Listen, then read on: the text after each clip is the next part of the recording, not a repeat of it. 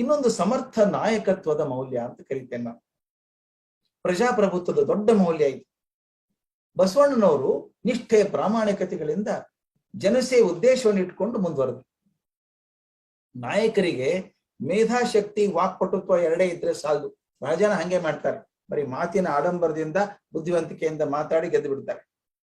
ಇದಕ್ಕಿಂತ ಮುಖ್ಯವಾಗಿ ಅವ್ರು ಸಚ್ಚಾರಿತ್ರ್ಯಶೀಲರಾಗಬೇಕು ಅಂತ ಬಸವಣ್ಣವರೇ ಸಾಕ್ಷಿಯಾಗಿ ತಾವೇ ನಿಂತು ನೋಡಿ ಬದುಕಿದವರು. ಯಾವಾಗ ಬಸವಣ್ಣವ್ರ ಮಾತು ಪ್ರಯೋಜನ ಆಗತ್ತೆ ಹೇಳಿ? ಬರೀ ಮಾತಿನಿಂದ ಯಾರು, ದಯವಿಟ್ಟು ತಿಳ್ಕೊಳ್ಳಿ, ನಾನು ಹೇಳೋದಿದ್ದನ್ನ ಮೌಲ್ಯಗಳನ್ನ ಮಾತಾಡಿ ಕಲಿಸೋದಕ್ಕಾಗೋದಿಲ್ಲ, ಮೌಲ್ಯಗಳನ್ನ ಭಾಷಣ ಮಾಡಿ ತಿಳಿಸೋದಕ್ಕಾಗೋದಿಲ್ಲ, ಮೌಲ್ಯಗಳನ್ನ ನಡೆದೇ ತೋರಿಸ್ಬೇಕಾಗ್ತದೆ. ಹಾಗೆ ನಡೆದಂಥವ್ರು ಬಸವಣ್ಣವರು. ವಿಶ್ವಾಸಾರ್ಹ ವ್ಯಕ್ತಿಗಳಾಗಿ ಜನಸೇವಕ ಹೇಗಿರ್ಬೇಕು ಮಾದರಿ ಹಾಕ್ಕೊಟ್ಟವ್ರು. ಒಂದ್ ಮಾತನ್ನು ಕೇಳ್ತಾರ ಅವ್ರು, ಮನುಷ್ಯರನ್ನ ಮಾನವೀಯ ದೃಷ್ಟಿಯಿಂದ ನೋಡ್ಬೇಕು ನಾವು ನಾಯಕರಾಗಿದ್ದವ್ರು. ಹೆಂಗಿರ್ಬೇಕು? ದಯವಿಲ್ಲದ ಧರ್ಮ ಯಾವುದಯ್ಯ, ದಯವೇ ಬೇಕು ಸರ್ವ ಪ್ರಾಣಿಗಳಲ್ಲಿ, ದಯವೇ ಧರ್ಮದ ಮೂಲವಯ್ಯ, ಕೂಡಲ ಸಂಗಯ್ಯನೊಂತಲ್ಲ ಅಲ್ಲನಯ್ಯ ಅಂತ. ದಯವಿಲ್ಲದ ಧರ್ಮ ಯಾವುದಪ್ಪ? ಯಾವ ಧರ್ಮದಲ್ಲಿ ದಯ ಇಲ್ಲ ಹೇಳಿ?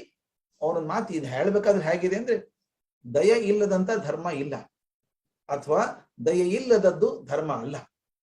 ಎಲ್ಲಿ ದಯ ಇಲ್ಲವೋ ಅಲ್ಲಿ ಧರ್ಮ ಅಲ್ಲ. ಹಾಗೆ ಹೇಳ್ತಾರೆ. ಬದುಕಬೇಕಾದವನು ಅರಸನಾಗಿ ಬದುಕಬೇಕಾದವನು, ಸಮರ್ಥ ನಾಯಕತ್ವ ಇದ್ದವನು ಹೇಗೆ ಬದುಕಬೇಕು? ಜನರ ಸಮಸ್ಯೆಗಳಿಗೆ ಸ್ಪಂದಿಸ್ಬೇಕು ಸದಾಕಾಲ. ಅದನ್ನ ಗಮನಿಸಿದಂತ ಅರಸೊತ್ತಿಗೆ ಆಗ್ಲಿ, ದರ್ಬಾರಾಗ್ಲಿ, ಆಡಳಿತಕ್ಕಾಗ್ಲಿ ಯಾವ ಬೆಲೆನೂ ಇರೋದಿಲ್ಲ. ಅವ್ರು ಬರೀತಾರೆ, ವ್ಯಾಧನೊಂದು ಮೊಲನ ತಂದಡೆ ಸಲುವ ಹಾಗಕ್ಕೆ ಬಲಿವರಯ್ಯ, ನೆಲನಾಳುವನ ಹೆಣನೆಂದೆಡೆ ಒಂದಡಕೆಗೆ ಕೊಂಬವರಿಲ್ಲ ನೋಡಯ್ಯ, ಮೊಲನಿಂದ ಕರಕಷ್ಟ ನರನ ಬಾಳುವೆ, ಸಲೆ ನಂಬುವ ನಮ್ಮ ಕೂಡಲ ಸಂಗಮ ದೇವನ. ಕಣ್ಣು ಮುಂದೆ ಒಂದು ಚಿತ್ರ ಕೊಡ್ತಾರೆ. ಒಬ್ಬ ಬೇಟೆ ಆಡುವನು, ಬೇಟೆಗಾರ ಹೋಗಿ ಒಂದು ಮೊಲ ಹಿಡ್ಕೊಂಡ್ ಬರ್ತಾನೆ, ಪಡ್ಕೊಂಡ್ ಬರ್ತಾನೆ ಬೇಟೆಯಾಡಿ. ಆ ಮೊಲದ ಮಾಂಸಕ್ಕೆ ಇಷ್ಟು ಬೆಲೆ ಅಂತಿದೆ. ತಗೋತಾರೆ ಜನ, ಓ ಇಷ್ಟು ಕೊಡಪ್ಪ, ದುಡ್ಡು ಕೊಟ್ಟು ತಗೋತೀನಿ ಅಂತಂತಾರೆ. ವ್ಯಾಧನೊಂದು ಮೊಲನ ತಂದಡೆ ಸಲುವ ಹಾಗಕ್ಕೆ ಬಲಿವರಯ್ಯ, ದುಡ್ಡು ಕೊಟ್ಟು ತಗೋತಾರೆ ಅದನ್ನ. ನೆಲನಾಳುವನ ಹೆಣನೆಂದೆಡೆ, ಆಳದಂತ ಯಜಮಾನ ಇದ್ದಾನಲ್ಲ ಅವನ ಹೆಣ ಅಂದ್ರೆ ಯಾರು ದುಡ್ಡು ಕೊಟ್ಟು ತಗೋತಾರ? ಅದನ್ನ ಯಾರು ತಗೊಳ್ಳೋದಿಲ್ಲ. ಒಂದ್ ಅಡಕೆಗೆ ಕೊಂಬವರಿಲ್ಲ ನೋಡಯ್ಯ, ಒಂದ್ ಅಡಕೆ ಕೂಡ ಕೊಡೋದಿಲ್ಲ ಅದಕ್ಕೆ. ಮೊಲನಿಂದ ಕರಕಷ್ಟ ನರನ ಬಾಳುವೆ, ಮೊಲನಿಕ್ಕಿಂತ ಅದು ಕೆಟ್ಟದಾಯ್ತಲ್ಲ ಕಡೆಗೆ. ಸಲೆನಂಬುವ ನಮ್ಮ ಕೂಡದ ಸಂಗಮ ದೇವನ. ಯಾವಾಗ್ಲೂ ನೀವು ಅವ್ರ ಬಗ್ಗೆ ಪ್ರೀತಿ ಇರಬೇಕು, ಮತ್ತೊಬ್ಬರ ಬಗ್ಗೆ ವಿಶ್ವಾಸ ಇರಬೇಕು. ಸಮಾಜದಲ್ಲಿ ಕಟ್ಟ ಕಡೆಯ ಜೀವನದ ಮನುಷ್ಯನ ಬಗ್ಗೆ ಯಾವನು ಸ್ಪಂದಿಸೋದಿಲ್ವೋ ಅವನು ನಾಯಕನಾಗೋದಕ್ಕೆ ಸಾಧ್ಯ ಇಲ್ಲ ಅಂತ ಹೇಳಿ. ಹೀಗೆ ಬಸವಣ್ಣವರು ಪ್ರಜಾಪ್ರಭುತ್ವದ ಮೌಲ್ಯಗಳನ್ನ ಬಿತ್ತರಿಸ್ತಾ, ಪ್ರಜಾಪ್ರಭುತ್ವ ಅನ್ನುವಂಥದ್ದು ಜನತೆಯ ಮತ್ತು ಸಮಾಜದ ಅಭ್ಯುದಯಕ್ಕಾಗಿ ಶ್ರಮಿಸಬೇಕಂತ ವಿಚಾರಗಳನ್ನ ವಚನಗಳ ಮೂಲಕ ಕೊಟ್ಟರು. ಒಂದು ಕಾಲದ ಮೌಲ್ಯ ಇನ್ನೊಂದು ಕಾಲದಲ್ಲಿ ಅಪಮೌಲ್ಯ ಆಗೋ ಚಾನ್ಸ್ ಇದೆ, ನಾವು ಕಂಡಿದ್ದೀರಿ. ಯಾವುದೋ ಒಂದು ಕಾಲಕ್ಕೆ ಮೌಲ್ಯವಾಗಿದ್ದು ಎಷ್ಟೋ ಕಾಲ ಕಳೆದ್ಮೇಲೆ ಅದು ಅಪಮೌಲ್ಯ ಅಂತ ಆಗಬಹುದು. ಯಾಕಂದ್ರೆ ಸಾಮಾನ್ಯವಾಗಿ ಒಂದು ಮೌಲ್ಯ ಆ ಕಾಲದ ಚಿತ್ರವನ್ನ ಕೊಡ್ತದೆ. ಅಥವಾ ಇನ್ನೊಂದು ಕಾಲದಲ್ಲಿ ಅಪಮೌಲ್ಯ ಆಗಿದ್ದು ಈ ಕಾಲಕ್ಕೆ ಮೌಲ್ಯನೂ ಆಗ್ಬಿಡ್ಬಹುದು. ಆದ್ರೆ ಬಸವಣ್ಣನವರು ಪ್ರಚಾರ ಮಾಡಿದಂತ ಪ್ರತಿಪಾದಿಸಿದಂತ ಮೌಲ್ಯಗಳು ಮಾತ್ರ ಸಾರ್ವಕಾಲಿಕವಾದಂಥದ್ದು. 900 ವರ್ಷ, ನಾನು ಯಾವಾಗಲೂ ಹೇಳ್ತೀನಿ, ಯಾವುದೇ ಒಂದು ವಿಷಯ 100 ವರ್ಷ ಬದುಕಿದ್ರೆ ಉಳಿದಿದ್ರೆ ಒಳಗಿನ ಸತ್ವ ಇಲ್ಲದೆ ಬದುಕೋಕ್ ಸಾಧ್ಯವೇ ಇಲ್ಲ. 900 ವರ್ಷಗಳಿಂದ ಆ ವಚನಗಳು ಎಷ್ಟು ಅಗ್ನಿ ಪರೀಕ್ಷೆಗೊಳಗಾಗಿದ್ದಾವೆ, ಹಾಗಾಗಿ ಚೊಕ್ಕ ಚಿನ್ನದಾಗಿ ಹೊರಗೆ ಬಂದಿದ್ದಾವೆ. ಅದಕ್ಕೆ ಹೇಳ್ತಾರೆ, ಪ್ರತಿಪಾದಿಸಿದ ಮೌಲ್ಯಗಳು ಸಾರ್ವಕಾಲಿಕವಾದವು, ಯುಗಧರ್ಮದ ಧ್ವನಿಯಾಗಿ ಹೊರಹೊಮ್ಮಿ ಸಾರ್ವತ್ರಿಕ ಸತ್ಯಗಳನ್ನ ಪ್ರತಿಪಾದಿಸಿದವು, ಪ್ರಜಾಪ್ರಭುತ್ವದ ತಳಹದಿಗಳಾಗಿ ಮಾಸದ ಜನಪರ ಮೌಲ್ಯಗಳಾಗಿ ಬಿತ್ತರಿಸಲ್ಪಟ್ಟಿವೆ. ಇದನ್ನ ಮಾತನ್ನು ಹೇಳ್ಬೇಕಾದ್ರೆ ಕೊನೆಗೊಂದು ಮಾತನ್ನು ಹೇಳಿ ಮುಗಿಸ್ತೇನೆ ನಾನು. ಯಾಕೆ ನನಗೆ ಬಸವಣ್ಣವರು ಚಿಂತನೆ ಬಹಳ ಮುಖ್ಯ ಅನ್ಸುತ್ತೆ ಅಂದ್ರೆ, ಆ ಚಿಂತನೆಯಲ್ಲಿ ನಮ್ಮಲ್ಲಿ 3 ಥರದ ಮಾತಿದಾವೆ. ಪ್ರಭು ಸಂಹಿತೆ, ಮಿತ್ರ ಸಂಹಿತೆ, ಕಾಂತಾ ಸಂಹಿತೆ ಅಂತ 3. ಮತ್ತೊಬ್ಬರಿಗೆ ತಿಳಿಸ್ಬೇಕಾದ್ರೆ 3 ಹಾದಿಗಳು ಅಂತ. ಒಂದು ಪ್ರಭು ಸಂಹಿತೆ, ಪ್ರಭುವಿನ ಹಾಗೆ ಗಟ್ಟಿಯಾಗಿ ಹೇಳ್ಬೇಕು, ಹಿಂಗೆ ಇರ್ಬೇಕೋ, ಧರ್ಮಂಚರ ಹೇಳ್ಬೇಕು, ಸತ್ಯಂ ವದ, ಆರ್ಡರ್. ಪ್ರಭು ಸಂಹಿತೆ, ರಾಜ ಹೇಳ್ದಂಗೆ ಆರ್ಡರ್ ಅಲ್ಲಿ ಹೇಳುವಂಥದ್ದು ಮೊದಲೇದು. ಎರಡನೇದು ಮಿತ್ರ ಸಂಹಿತೆ, ಅದು ಪ್ರಭುವಿನ ಹಂಗೆ ಜೋರಾಗಿ ಹೇಳೋದಲ್ಲ, ಹಾಗಲ್ಲ ಹೀಗ್ ಮಾಡಪ್ಪ, ಹಾಗಲ್ಲ ಹೀಗ್ ಮಾಡು, ಅಂತ ಪ್ರೀತಿಯಿಂದ ಸಲಿಗೆ ಅಂತ ಹೇಳುವಂತದ್ದು ಮಿತ್ರ ಸಂಹಿತ.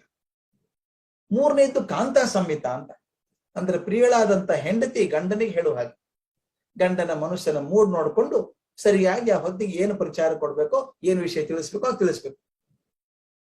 ಈ ಮೂರುಗಳನ್ನು ಬಳಸಿದ್ದಾರೆ ಬಸವಣ್ಣವರು. ಎಷ್ಟು ಚಂದ ಅನ್ಸುತ್ತೆ ಅಂದ್ರೆ, ಈ ಮೂರು ಪ್ರಭು ಸಂಹಿತೆ, ಮಿತ್ರ ಸಂಹಿತೆ, ಕಾಂತಾ ಸಂಹಿತೆ ನೋಡ್ಕೊಂಡು ಹೇಳ್ತಾರೆ, ಹೀಗಾದ್ರೆ ನೀನು ಮೂಕೊಯ್ತಾನೆ ಕೂಡಲ ಸಂಗಮ ದೇವ ಅಂತ ಒಂದ್ ಜೋರಾಗಿ ಹೇಳ್ಬೇಕು.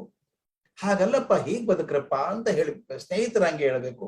ಇನ್ನೊಂದು ಒಲಿಸುವ ಹಾಗೆ, ಹೀಗಿದ್ರೆ ಜೀವನ ಚೆನ್ನಾಗಿರುತ್ತಪ್ಪ ನಿಮ್ದು ಅಂತ ಹೇಳುವ ಹಾಗೆ ಮೂರು ಸಂಹಿತೆಗಳನ್ನ ಬಳಸಿ ಪ್ರಜಾಪ್ರಭುತ್ವದ ಕಲ್ಪನೆಯನ್ನು 900 ವರ್ಷಗಳ ಹಿಂದೆ ನಮ್ಮ ಮನಸ್ಸಿನಲ್ಲಿ ಸ್ಥಾಪಿಸಿದಂತ ಬಸವಣ್ಣನವರು ಮಾಡಿದಂತ ಕಾರ್ಯವನ್ನ ಒಂದು ಅರ್ಧ ಗಂಟೆ, ಮುಕ್ಕಾಲು ಗಂಟೆ, ಒಂದು ತಾಸಿನಲ್ಲಿ ಹಿಡಿದಿಡೋದು ನನ್ನಂತ ಅಶಕ್ತನಿಗೆ ತುಂಬಾ ಅಸಾಧ್ಯವಾದಂತ ಕೆಲಸ. ಆದ್ರೆ ಒಂದು ಮಾತ್ರ ಮುಖ್ಯ, ಈ ವಚನಗಳನ್ನ ಆಳವಾಗಿ ದಯವಿಟ್ಟು ನಾವು ಓದಬೇಕು. ಇನ್ನೂ ಆಳವಾಗಿ ಚಿಂತನೆ ಮಾಡಿದಾಗ ಇದನ್ನ ನನಗನ್ಸೋ ಮಟ್ಟಿಗೆ ಇದೊಂದು ದೊಡ್ಡದೊಂದು ಲೇಖನ, ದೊಡ್ಡ ಪುಸ್ತಕ ತರ ಮಾಡಿ ನಮ್ಮೆಲ್ಲ ರಾಜಕಾರಣಿಗಳಿಗೆ ಮುಟ್ಟಿಸ್ಬೇಕು. ಪ್ರಜಾಪ್ರಭುತ್ವದ ನಂಬಿಕೆ ಇರೋರು ಎಲ್ರಿಗೂ ಮುಟ್ಟಿಸ್ಬೇಕು. ಆಗ ಅನ್ಸುತ್ತೆ ಪ್ರಜಾಪ್ರಭುತ್ವ ಅನ್ನೋದು ಹುಡುಗಾಟಿಕೆ ಅಲ್ಲ, ಅಧಿಕಾರ ಸಂಪಾದನೆ ಮಾಡಿಕೊಡುವಂತ ವ್ಯವಸ್ಥೆ ಅಲ್ಲ, ಇದು ಬಹುದೊಡ್ಡ ಜವಾಬ್ದಾರಿ ಅಂತ. ಕೊನೆಗೊಂದು ಮಾತನ್ನು ಹೇಳಿ ನಿಲ್ಲಿಸ್ತೇನೆ. ಬಸವಣ್ಣವ್ರು ಹೇಳಿದ್ರು, ನನಗಿಂತ ಕಿರಿಯರಿಲ್ಲ ಅಂತ ಹೇಳಿದ್ರು. ಅಷ್ಟು ವಿನಯದಿಂದ ಹೇಳ್ತಾನೆ ನಾಯಕತ್ವದಲ್ಲಿದ್ರು. ಯಾವಾಗ ಯಾರನ್ನ ಕರೆದು ಶೂನ್ಯ ಸಂಹಾಸನಾದೀಶ್ವರ ಅಂತ ಕೂಡಿಸಿದ್ರು ಅಲ್ಲಮ್ಮ ಪ್ರಭು ಹೇಳ್ತಾನೆ, ಬಸವಣ್ಣಂತ ವ್ಯಕ್ತಿ ಸಿಗೋದ ಸಾಧ್ಯ ಇಲ್ಲ ಅಂತ ಹೇಳ್ತಾನೆ. ಅಲ್ಲ, ಎಂತ ಕಲ್ಪನೆ ನೋಡಿ ಹೇಗಿದೆ ಅಂತ. ಅಕ್ಕ ಮಹಾದೇವಿ ಬಸವಣ್ಣವ್ರ ಬಗ್ಗೆ ಹೇಳ್ತಾರೆ, ಎಲ್ಲರೂ ಹೇಳ್ತಾರೆ ಬಸವಣ್ಣವ್ರ ಬಗ್ಗೆ, ಯಾರು ಹೇಳದೇ ಇಲ್ಲ, ಅಷ್ಟು ಅದ್ಭುತ ಮಾತು ಹೇಳ್ತಾರೆ. ಇದು ಹೆಂಗ್ ಸಾಧ್ಯ ಆಯ್ತು? ಅವರಾದ್ರೂ ವಿನಯದ ಪ್ರತಿಮೂರ್ತಿಯಾಗಿ ನಾಯಕರು ಹೆಂಗಾಗ್ತಾರೆ ಅಂತ ಅದಕ್ಕೊಂದು ಮಾತು ಹೇಳ್ತಾರೆ. It does not make a difference whether the leader is on the stage or down below. Wherever he is, he becomes a leader. ನಾಯಕ ವೇದಿಕೆ ಮೇಲೆ ಇರಬೇಕು ಅಂತಲ್ಲ, ಅವನು ಎಲ್ಲೇ ಮೂಲೆಯಲ್ಲಿ ಕೂತ್ಕೊಂಡಿದ್ರು ನಾಯಕನೇ ಆಗ್ತಾನೆ. ಯಾಕೆ ನಾಯಕತ್ವದ ಗುಣಗಳ ಒಳಗೆ ಸಂಭ್ರಮಿಸ್ಬಿಟ್ಟಿದ್ದಾವೆ. ಒಬ್ಬ ಜುನಾಯದ್ ಅಂತ ಒಬ್ಬ ಸೂಫಿ ಸಂತ ಸಣ್ಣ ಊರಲ್ಲಿದ್ದ. ಒಂದ್ಸಲ ಅವನ ಊರಿಗೆ ಯಾರೋ ದೊಡ್ಡ ಚಿಂತಕರು ಬಂದ್ರು ಭಾಷಣ ಮಾಡೋದಕ್ಕೆ. ಊರಲ್ಲಿ ಒಂದು ದೊಡ್ಡ ಹಾಲ್ ಅನ್ಸುತ್ತೆ, ಅಲ್ಲಿ ಭಾಷಣ ಮಾಡಿದ್ರು. ಆ ದೊಡ್ಡವ್ರು ಬಂದು ಚಿಂತಕರು ಬಂದು ಭಾಷಣ ಮಾಡ್ತಾ ಇದ್ರು. ಊರ್ ಜನ ಎಲ್ಲ ಹೋಗಿ ಕೂತ್ಕೊಂಡಿದ್ರು. ಜುನಾಯದ್ ಗೊತ್ತಾಯ್ತು, ದೊಡ್ಡವ್ರು ಬಂದಿದ್ದಾರೆ ಭಾಷಣ ಮಾಡೋದಕ್ಕೆ, ಅರೆ ನಾನು ಹೋಗ್ಲಿಲ್ಲ, ಹೋಗ್ಬೇಕು ಅಂತ ಹೇಳಿ ಜುನಾಯದ್ ಸರಸರ ಅವಸರದಿಂದ ಹೋಗೋತ್ತಿಗೆ ಅವನ್ ಭಾಷಣ ಶುರು ಆಗ್ಬಿಟ್ಟಿತ್ತು. ಹಾಲ್ ಎಲ್ಲ ತುಂಬಿ ಜನ ಕೂತಿದ್ದಾರೆ. ಇನ್ನೇನ್ ಮಾಡ್ಬೇಕು, ಹೊರಗಡೆ ನೋಡಿದ ಎಲ್ಲಾರು ಚಪ್ಪಲಿ ಬಿಟ್ಟಿದ್ರು. ಅಲ್ಲೇ ಚಪ್ಪಲಿ ತರ್ಸ್ಕೊಂಡು ಅಲ್ಲೇ ಕೂತ್ಕೊಂಡ ಜುನಾಯದ್ ಭಾಷಣ ಕೇಳ್ತಾ ಇದ್ದ. ಕೂತಾಗ ಮುಂದಿದ್ರಲ್ಲ ಇವನು ಜುನಾಯದ್ ಮುಂದೆ ಕೂತಂತ 4 ಜನ ತಿರುಗಿ ನೋಡಿದ್ರು, ಜುನಾಯದ್ ಬಂದ್ಬಿಟ್ಟಿದ್ದಾರೆ, ಜುನಾಯದ್ ದೊಡ್ಡ ಜ್ಞಾನಿ, ಜುನಾಯದ್ ಬಂದಿದ್ದಾರೆ ಅಂತ ಸುದ್ದಿ ಬಂತು. ಮುಂದಿನ ಸಾಲಿನವ್ರು, ಆದ್ರೂ ಮುಂದಿನ ಸಾಲಿನವ್ರು ಎಲ್ಲರೂ ತಿರುಗಿ ನೋಡೋಕ್ ಶುರು ಮಾಡಿದ್ರು. ಹಿಂಗೆಲ್ಲಾರು ತಿರುಗಿ ನೋಡ್ಬೇಕಾದ್ರೆ ಅವ್ನು ಭಾಷಣ ಮಾಡೋ ಗಮನ ಸೆಳೆದೇ ಇರೋಕ್ಕಾಗತ್ತಾ? ಅವ್ನು ನೋಡ್ದ, ಯಾರು ನೋಡ್ತಿದ್ದಾರೆ, ಯಾರು ಬಂದಿದ್ದಾರೆ ಅಂತ. ಅವ್ನು ನೋಡ್ದ, ಅಯ್ಯೋ ಜುನಾಯದ್ ಬಂದ್ಬಿಟ್ಟಿದ್ದಾರೆ ಅಂತ ಮಹಾನುಭಾವರು ಇದ್ದಾಗ ನಾನೇನ್ ಮಾತಾಡೋದು ಬೇಡ ಅಂತ ಅವ್ನು ಕೂತ್ಕೊಂಡ. ಜುನಾಯದ್ ಅಲ್ಲಿ ಕೂತ್ಕೊಂಡಿದ್ದೆ ಮಾತಾಡಿದಂತೆ. ಚಂದ ಹೇಳ್ತಾರೆ, ಜುನಾಯದ್ ಚಪ್ಲಿ ನಡುವೆ ಕೂತ್ಕೊಂಡಿದ್ರು ಅವ್ನ ನಾಯಕನೇ.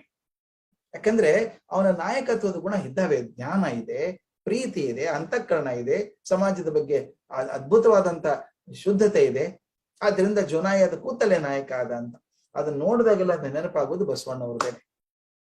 ನನಗಿಂತ ಕಿರಿಯರಿಲ್ಲ ಅಂತ ಹೇಳ್ತಾನೆ ಎಲ್ಲರಿಗೂ ಹಿರಿಯರಾಗಿ ಮನ್ನಣೆ ಪಡೆದು ಪ್ರಜಾಪ್ರಭುತ್ವದ ಕಲ್ಪನೆಯನ್ನ ಸಾಕಾರ ಮಾಡಿ ಬಸವ ಕಲ್ಯಾಣದಲ್ಲಿ ಅನುಭವ ಮಂಟಪವನ್ನ ಕಟ್ಟಿದ್ರಲ್ಲ, ಅದು ನಮ್ಮೆಲ್ಲರ ಜೀವನದ ಒಂದು ಬಹುದೊಡ್ಡ ಮಾದರಿ.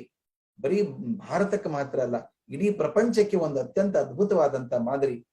ಆ ಕಲ್ಪನೆ ಕೊಟ್ಟಂತ ಆ ಮಹಾನ್ ಶಕ್ತಿಗೆ ನಮೋ ನಮಃ ಅಂತ ಹೇಳ್ಬೇಕಾಗತ್ತೆ.